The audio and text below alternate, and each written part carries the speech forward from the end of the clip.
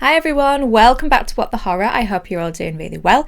If you're new here and you like horror and you like movies, then don't forget to click that subscribe button because I am here for you with movie reviews, rankings, comparisons and deep dives. In today's episode we are talking about all three of the movies in the Black Christmas franchise.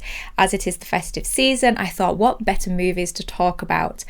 Although, can you really call it a franchise with only 3 films in it? Yeah. For the sake of this episode and the sake of simplicity, we will say that it's a franchise. So as far as the structure of this episode goes, what I'm going to do is review each of the 3 films individually in order of their release, and then at the end of the episode I will rank them based on worst to best.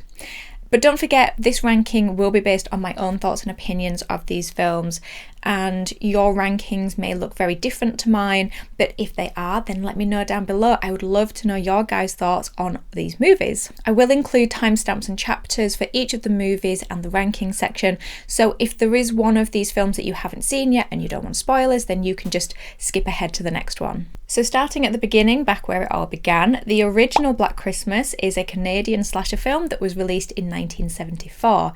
It is often considered the original slasher movie, coming out 4 years before John Carpenter's Halloween and the same year as Tobe Hooper's Texas Chainsaw Massacre.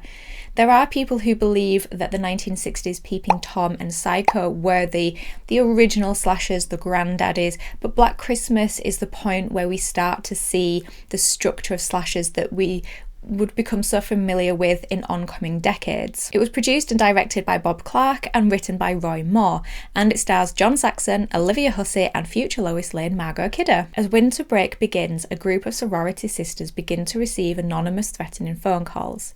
Soon, one of the sisters, Claire, goes missing from the sorority house, and a local adolescent girl is murdered, leading the girls to suspect a serial killer is on the loose. But no one realises just how near the culprit is. Black Christmas's writer Roy Moore claims to have found inspiration from 2 places for the story of Black Christmas.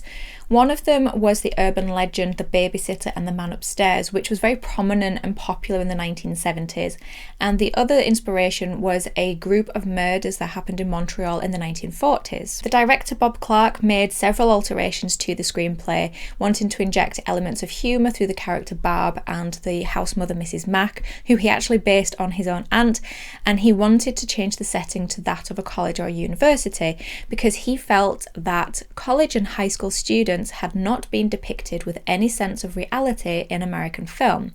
Clark also stated that college students are astute people, they're not fools, and he wanted to be able to reflect that in Black Christmas. So Black Christmas, while being quite a simple story at the base of it, it does also manage to cover some heavier subject matter. Things such as harassment, abortions, unplanned pregnancies, and overpowering boyfriends.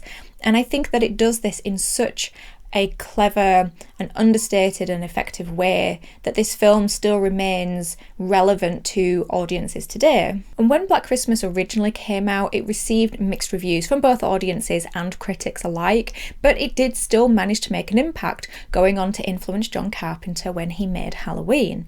Black Christmas has, however, subsequently grown massively in its fan base, becoming both a cult classic but also being recognised as one of the best horror movies ever made. I will admit I was quite late coming to Black Christmas. I didn't watch it for the first time until last winter.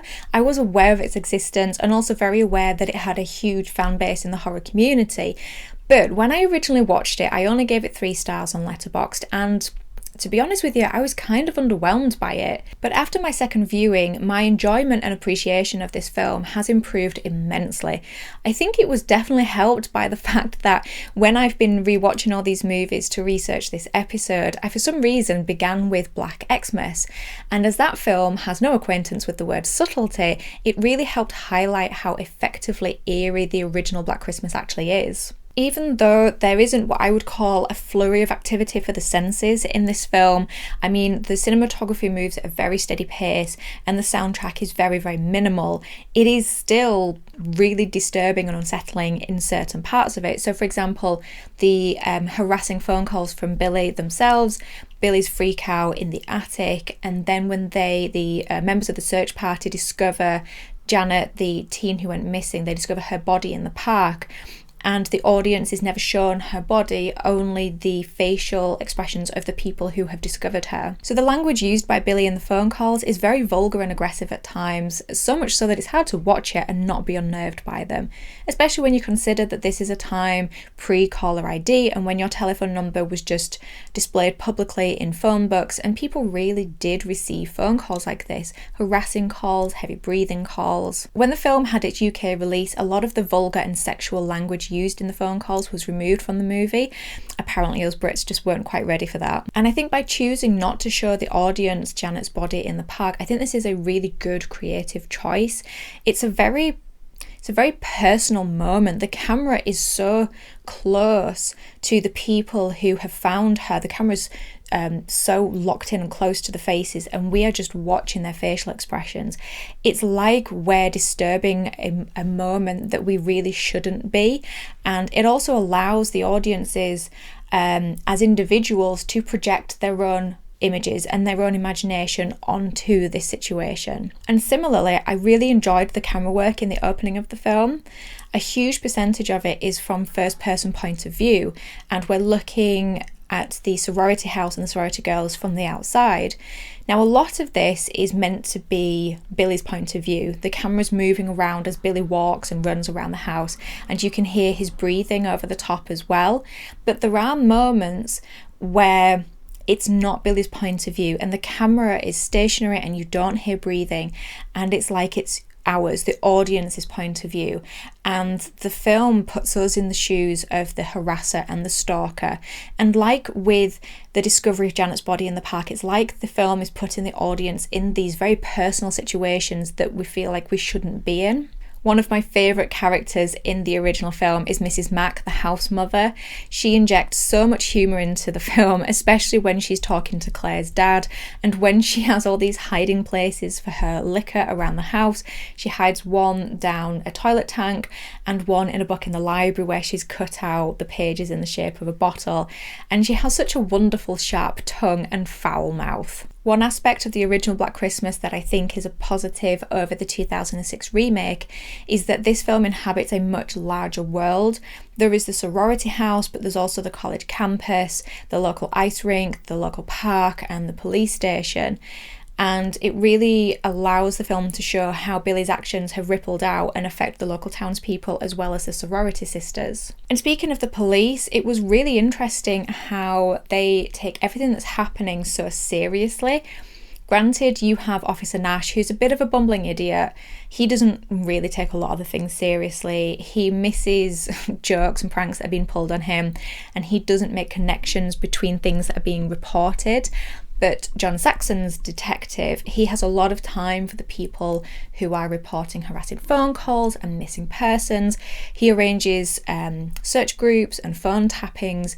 And like, for example, when Olivia Hussey's character is saying she's struggling to keep the guy on the phone because it's really upsetting her, he's just really patient, really understanding with her. The fact that the sorority sisters as well, when bad things start happening, they straight away go to other friends and boyfriends and parents, and then eventually the police as well for help, it really stands out as unusual because it veers away from what we're used to in slasher films. But like I said earlier, this is considered to be the or one of the earliest slashers, and while it helped shape and influence the recognisable structure that we know, it wasn't itself tied to it. So the last thing that I want to talk about with the original is the ending. Now, I struggle with the endings of horror films, especially slasher films. I find them a little boring. They're a little bit copy, paste, repeat, and a little bit predictable for me. And the original Black Christmas, up to a point, is no different. Now, everything leading up to the calls are coming from inside the house. That's all great. But then when Billy comes down and tries chasing Olivia Hussey's character, I find that boring. But then the very, very end of the film, those last few scenes, I think are absolutely fantastic. So the police think they have everything wrapped up. They've got their culprit, and Olivia Hussey is safe, but she's laid up in bed with shock, and everything starts wrapping up and finishing. But we, the audience, know that the perpetrator was actually Billy, and that he is still out there, he's still at large. And then the audience is given a little quick tour of some of the rooms of the sorority house where some of the sorority sisters were attacked.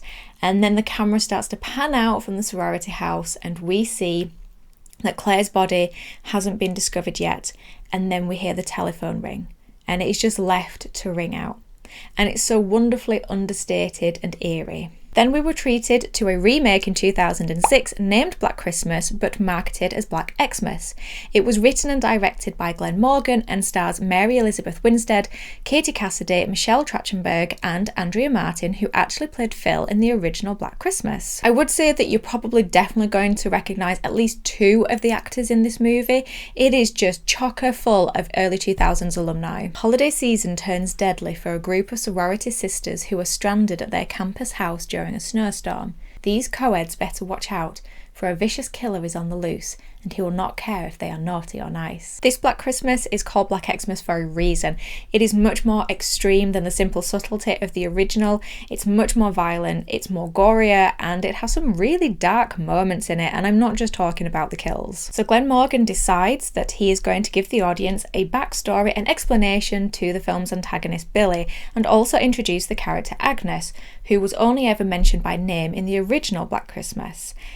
In exploring Billy's backstory, we get some pretty nasty content involving Billy and his mother, which personally I don't need or want in my films, but at least I suppose even though it was made very clear what happens, it was all done off screen, which is good. But it results in the character Agnes, who I think was included because they still wanted a shock twist ending. If, people had seen or heard of the original Black Christmas, they would know that the film's antagonist is Billy, and so they want that surprise, oh my goodness, there's two killers moment. Another addition to this film is that the characters within it are already aware of Billy's existence.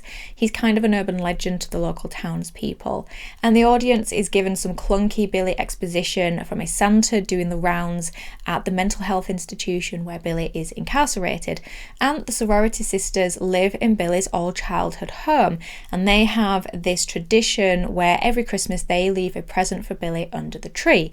A little bit morbid for me, but it is meant to pay off with a scare later on in the film when the sorority girls, they receive a present from Billy. If you are a gorehound, then you will probably love the kills in this film. I have to say, they're pretty inventive, they're pretty varied, and there are a couple that are nods to the original. They do try to recreate the Barb Crystal Unicorn kill, but if you are at all funny with eye content, maybe skip this one.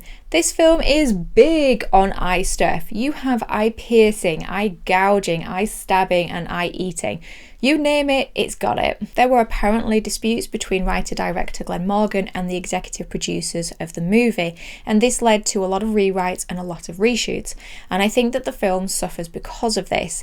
An example is the fact that one big character trait of Kelly throughout the film is that she doesn't have a family, and that the sorority sisters are her family. Yet at the very end of the film, she gets collected from the hospital by her mum and dad. This dispute also led to the film having four different endings to the story. The original ending that Glenn Morgan wanted was Lee and Kelly in the hospital, having survived the attack and having shared a nice heartwarming moment. They receive a phone call from Billy as the camera pans out from the hospital window. His intention being a nice nod to and recreation of the ending of the original. However, the executive producers in their infinite wisdom decided that they wanted a much more showy and action-packed ending. So we got the theatrical release, which was Lee and Kelly in the hospital. Billy kills a morgue attendant, Agnes kills Lee, Agnes attacks Kelly, Kelly kills Agnes, Kelly's chased by Billy, Kelly kills Billy by impaling him on top of a Christmas tree. It's a little bit different. So I did see the theatrical ending originally in the cinemas, but the one that I saw recently was the UK DVD edition, which sees Kelly and Lee in the hospital. Lee is still killed by Agnes, Agnes attacks Kelly. Kelly kills Agnes, but Billy died of his burn injuries. And the film ends with Kelly leaving the hospital with her now suddenly existing mum and dad. The UK DVD edition also cut a lot of the death scenes.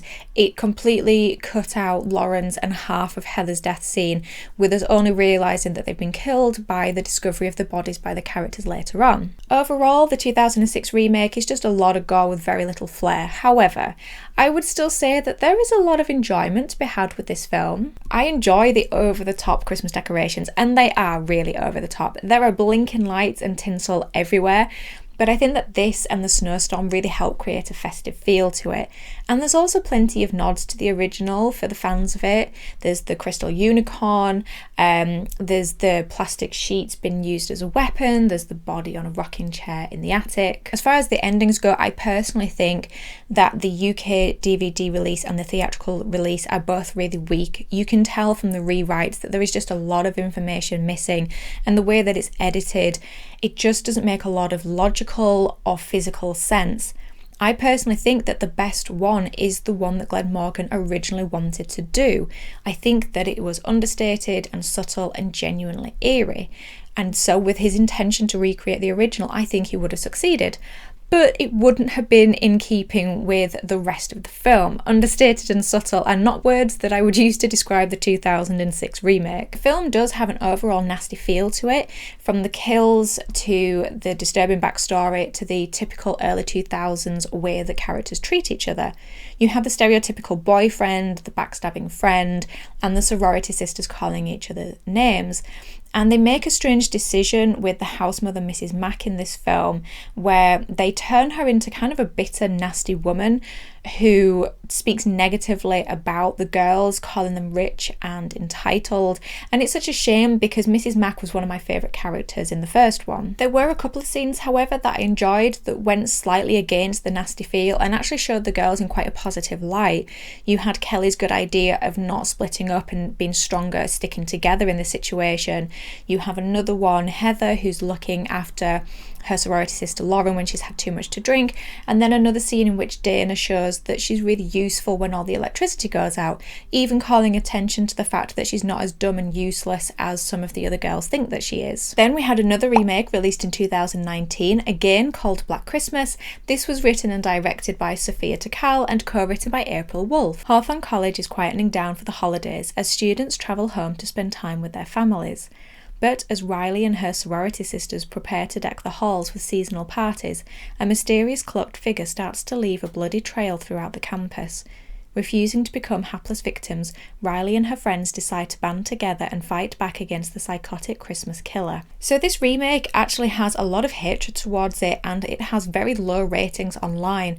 And I think the majority of people's argument about the film is that it is very, very, and at times aggressively anti-man, and its feminist messages overrule every other aspect of the movie. Sophia Takal says she is a huge fan of the original Black Christmas, and she considers it very ahead of its time in dealing with issues about women, and that she wanted to make a movie similarly contemporary about women's issues today. Takal and Wolfe originally wanted the movie to be rated R or 18 in the UK, but test screenings knocked the rating down to PG-13 and 15 in the UK, and they said that it became very clear to them that this movie and its messages should actually be available to a younger female audience. They also wanted to get more people, including the younger audience, interested in horror movies. Takal said it was very important to them that the movie wasn't completely anti-man, and that it was only condemning a certain aspect of masculinity and not men in general. In my opinion, wanting to interest a new generation in horror movies and highlight certain messages to a younger female audience is a great thing, but I just don't think that this film does it in the best way. I also don't think that they did manage to make a film that is not completely anti-man. I mean, within the first 3 minutes of this film, I heard the line, "Don't need a man." To be fair to Wolfe and Takal, I can see how they tried to make the film not completely anti-man, with finding some balance in the character Landon. He is a good guy. He's kind, polite, respectful, patient and understanding. But Landon is not a balance to the clearly evil men of the movie. He's just completely overshadowed by them. I also think that the movie suffers from the lower rating as the kills are stripped back to almost nothing, and this really lowers the level of tension within the film, and it never really feels like the characters are in that much danger or that the stakes are very high for them. And honestly, there were moments when I was watching this film that I forgot that I was meant to be watching a horror film. I will say though that I did enjoy Franny's death scene in the film. It begins as a homage to Mrs. Mack's death in the original when she was looking for the house cat Claude. In this one, Franny is looking for the house cat Claudette, and the camera remains stationary on the landing as we watch Franny go in and out of different bedrooms off of the landing looking for the cat. And it then turns into a homage to one of the kills in The Exorcist 3.